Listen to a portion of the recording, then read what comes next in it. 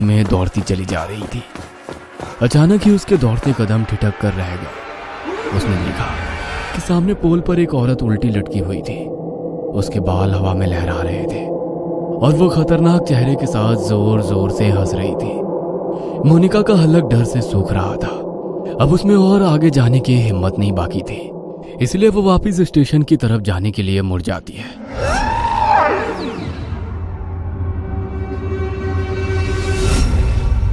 वापस मुड़ते ही उसे कुछ दूरी पर एक आदमी दौड़कर उसकी ओर आता दिखाई देता है।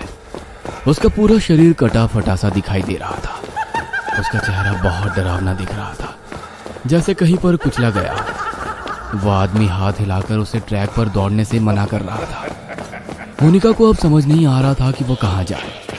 घबराकर वो फिर से पोल की तरफ देखती है, जहां अभी कुछ मिनटों पहले एक औरत उल्टी लटकी हुई थी। वो पोल अब बिल्कुल खाली था। आगे का रास्ता भी बिल्कुल खाली दिखाई दे रहा था, इसलिए उस आदमी से बचने के लिए मोनिका फिर से ट्रैक पर दौड़ने लगती है।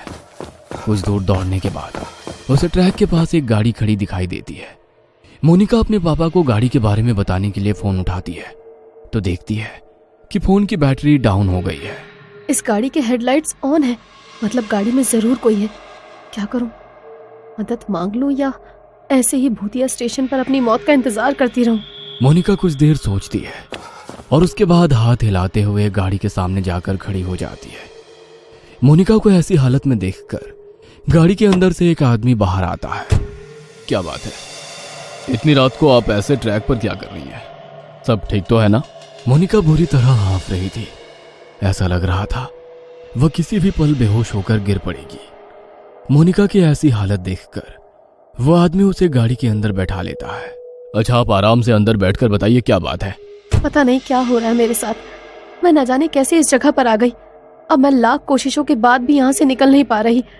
आप बता सकते हैं ये कौन सी जगह है? मोनिका अपनी ही धुन में बोलती चली जा रही थी। तभी उसे महसूस हुआ कि कार सवार युवक उसे वापस प्लेटफॉर्म की ओर ले जा रहा है। No please stop. तो मुझे कहाँ ले जा रहे हो? मुझे वापस वहां नहीं जाना है। मोनिका के इतना कहते ही वह लड़का मुस्कुराते हुए पीछे देखता है।